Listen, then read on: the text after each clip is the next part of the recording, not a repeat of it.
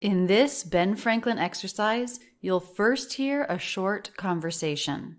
Then there will be an in-depth analysis of the pronunciation. First, the conversation. Hi, I'm Dr. House. How long have you been a psychopath? Are you kidding? He's not. Are you saying I'm like Ted Bundy or something? Psychopathy can get a bad rap. Doesn't necessarily mean you're violent. Is that why you were asking me all those weird questions? Yeah. I'm sorry.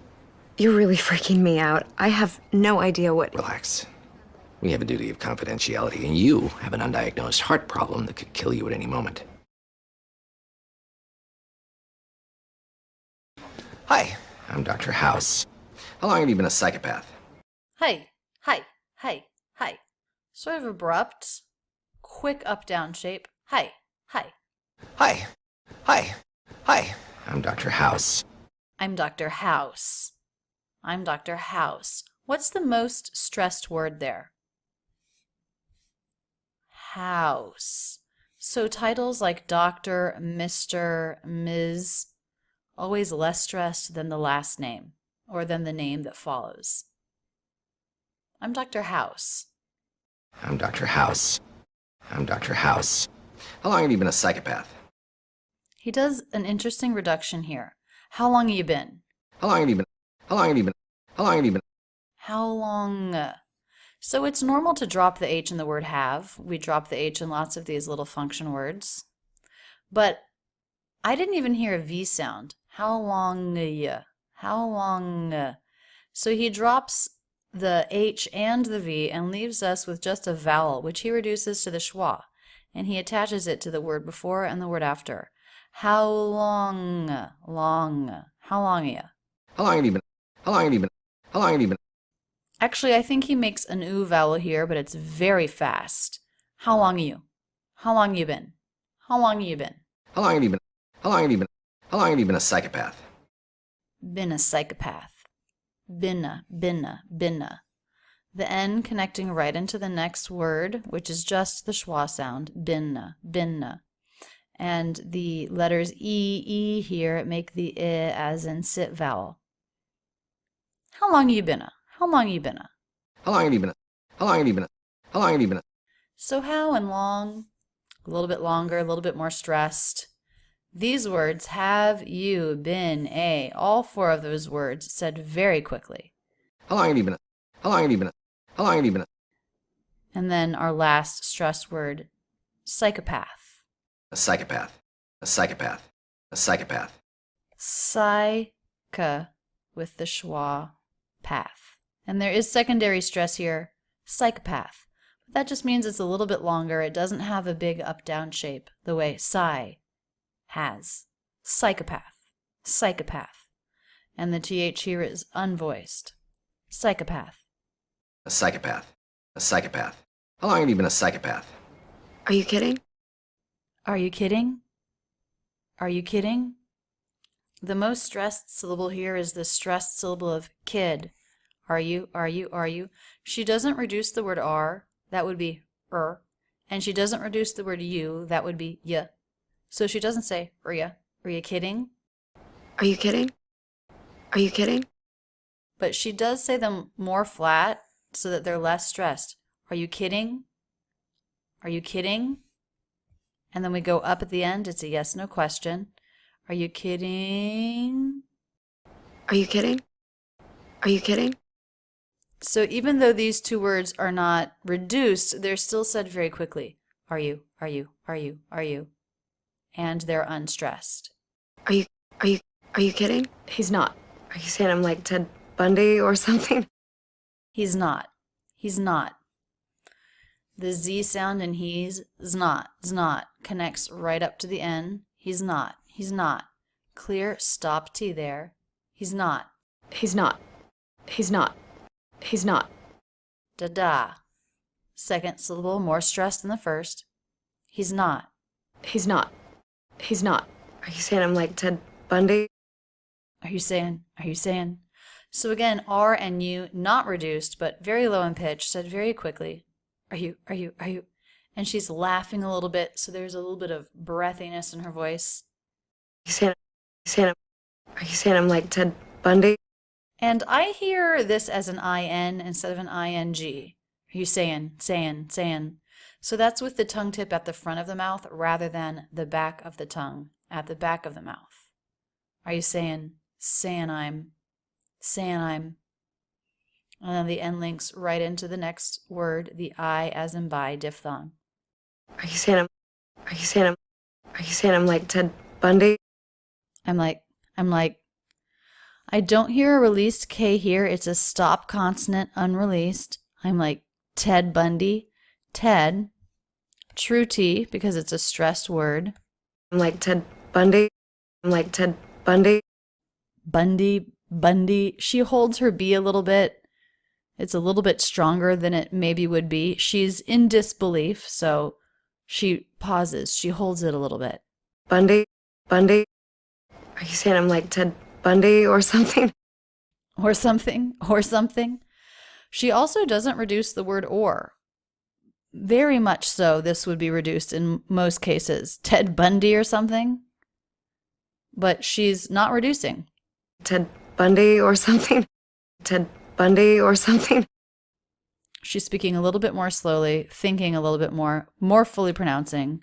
And yet her words that should be unstressed still sound unstressed. They're still flatter in pitch compared to the longer, stressed, up-down shape of the stressed syllables. Ted Bundy or something? Ted Bundy or something? Or something.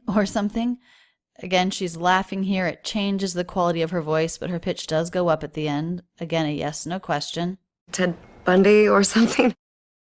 Are you saying I'm like Ted Bundy or something? Psychopathy can get a bad rap. Psychopathy. So the stressed syllable here is psycha. I actually was mispronouncing this because I know psychotherapy, it's pronounced psycho instead of psycha. But in this word with this suffix, the syllable stress is here, psychopathy. And the CH here makes a hard K sound. Psychopathy. Psychopathy Can get a bad rap. Doesn't necessarily mean you're violent. Can get a bad rap. Couple of things. The word can reduced to the schwa n. Can. Psychopathy can get a bad rap. Also, we have a flap T here, connecting the T and get with the word Can get a bad rap. Bad rap. So we do have a D sound, very quick, subtle in the vocal cords. It's not released. Bad rap. Bad, but it's bad rap. Bad. That D sound before the R. Bad rap.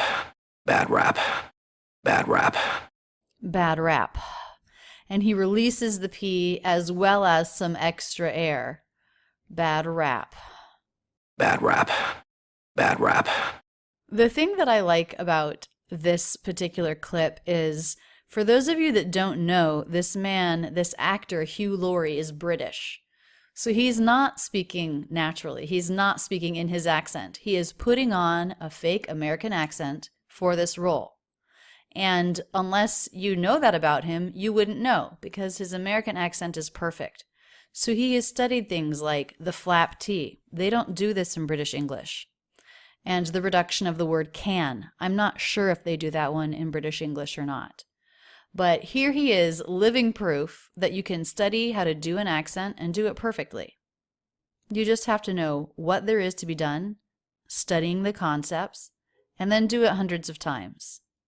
And of course, once he has mastered the accent, he doesn't have to go over every line hundreds of times. But I've heard many actors say when they're working on an accent, the only thing that you can do to get better is crazy amounts of repetition. Doesn't necessarily mean you're violent. Doesn't necessarily mean. So he didn't really say the word it. Grammatically, it's there, but he dropped it in conversation. Doesn't necessarily mean. Doesn't necessarily. Okay, so usually the N apostrophe T is a stop. Doesn't necessarily. But I don't hear a really clear stop there. The next sound is an N. So if we have an N, stop N, doesn't necessarily. Doesn't necessarily. Doesn't necessarily. Doesn't necessarily. He's sort of blending it, doesn't necessarily, with just one N sound and no stop. Doesn't necessarily. It's a little bit sloppy. It's not as clear as it could be, but as a native speaker, I still easily understand him. Doesn't necessarily mean you're violent. Necessarily mean you're violent. The word you're reduced. You're, said very quickly. You're violent. Also this word, violent. It looks like 3 syllables, but most native speakers will just pronounce it as 2. Violent. Violent. Violent. Violent. Violent.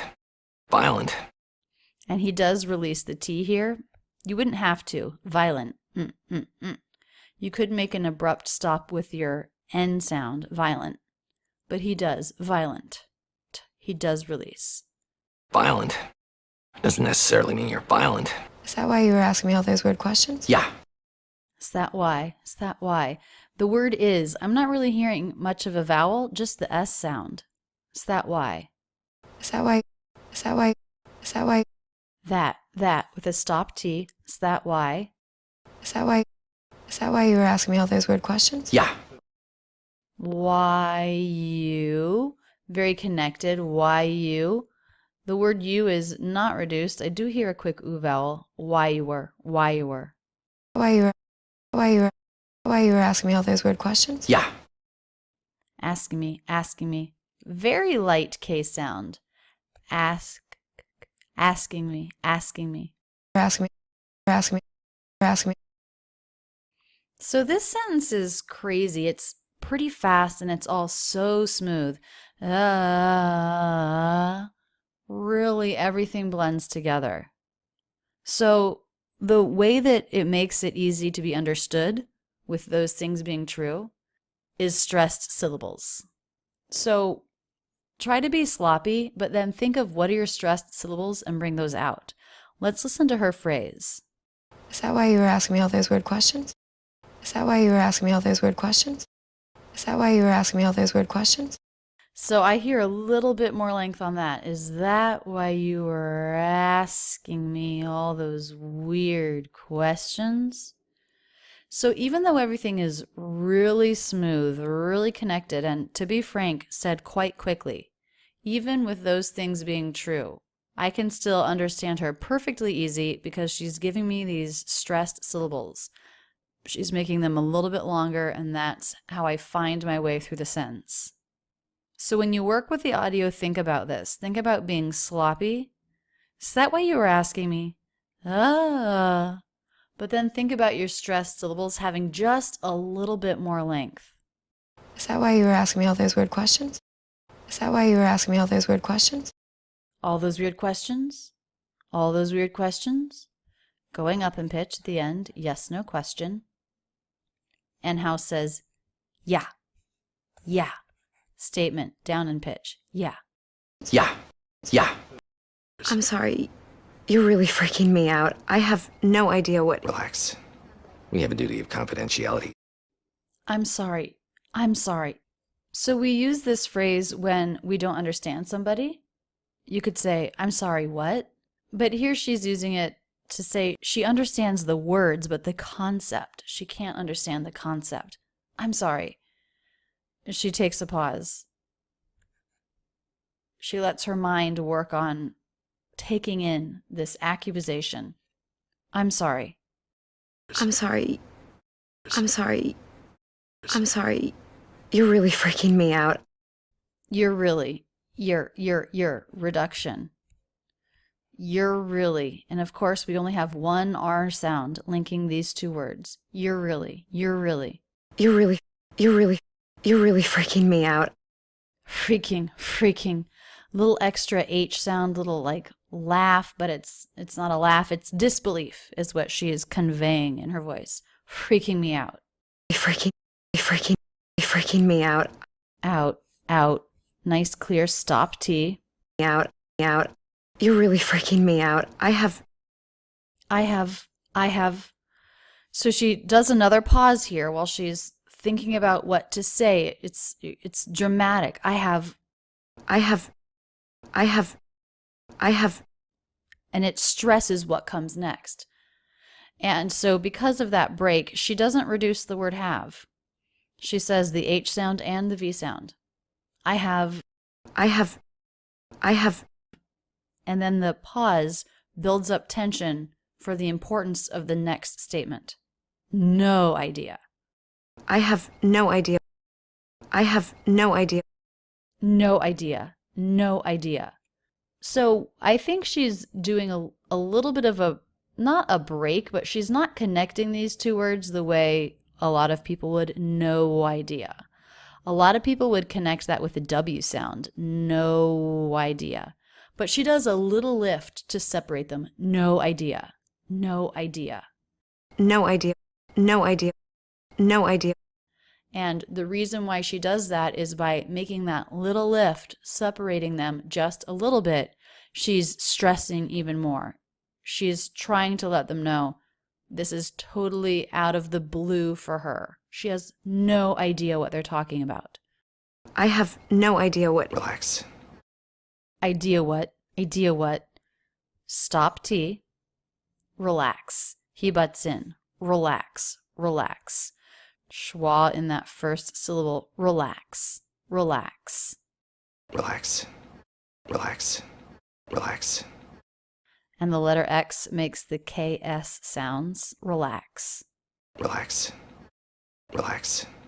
We have a duty of confidentiality. We have a duty of confidentiality. Okay, so there's a period here in writing, but he blows right through it. One thing that's interesting about the way he speaks is it's all very fast, and he often doesn't put breaks between sentences when he's speaking. This is something he's done for character development to show the personality of the Doctor, to make it so that he is quick-moving, quick-thinking. But if you're a non-native speaker, it might be hard to understand because he doesn't give you many breaks. The other thing I've noticed about his voice is it's really gravelly. There's a lot of that sound in it throughout his entire sentence. Many Americans will do this at the very end of a sentence without even meaning to, but he's doing it all throughout as he speaks. We have a duty of confidentiality. We have a duty of confidentiality. We have a dropped H, really light V sound connecting into the schwa. We have a duty. Duty, flap T. Duty of confidentiality. And I think I hear a super light V sound there of confidentiality. Of confidentiality. Of confidentiality. Of confidentiality.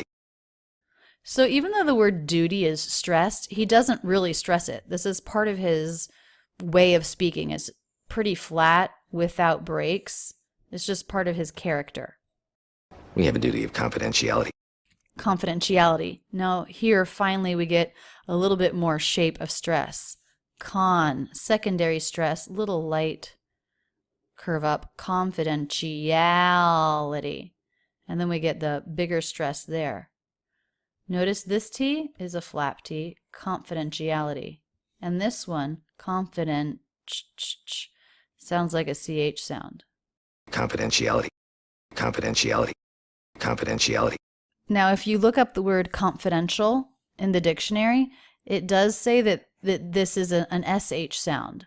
But I know that is the habit of Americans that whenever there's an N followed by SH, that it comes out sounding like N followed by CH, which is the symbol for SH with a T. Confidentiality. So we have two T's here. One of them is pronounced as a CH, and one of them is pronounced as a D, or a flap T. Confidentiality. Confidentiality. We have a duty of confidentiality, and you have an undiagnosed heart problem that could kill you at any moment. And you.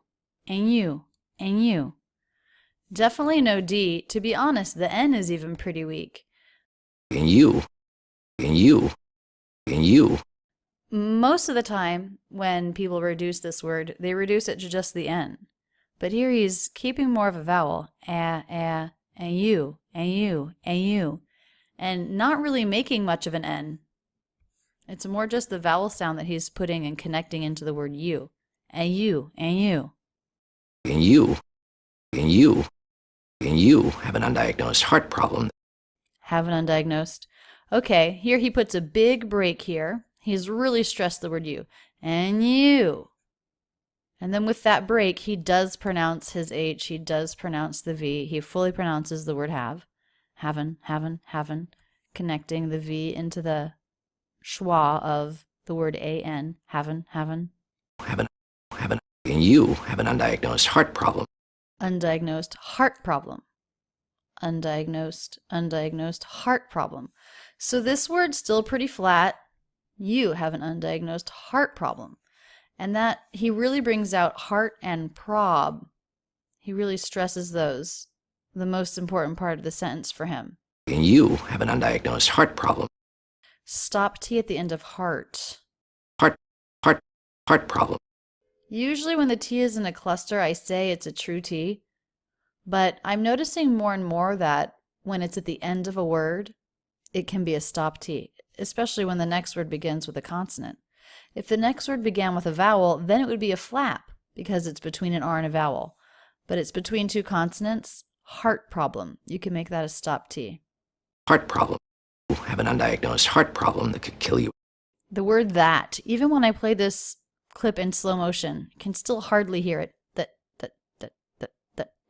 Extremely quick. TH, schwa, stop T. That could kill you. That could kill you. That could kill you. That could kill you. Could kill you. I love that repetition of the K sound. Could kill you. Really stressing the word kill, that could kill you. You know, because he wants to scare her. He wants her to know this is serious and she needs to be honest if they're going to help her. That could kill you. That could kill you. That could kill you. He really brings out the K. Could kill you. Part of stressing that word. That could kill you at any moment. Kill you it. Linking the oo vowel into the schwa with a Y sound. Kill you it. Kill you at any moment. Really light flap sound connecting at any. Kill you at any moment. At any moment.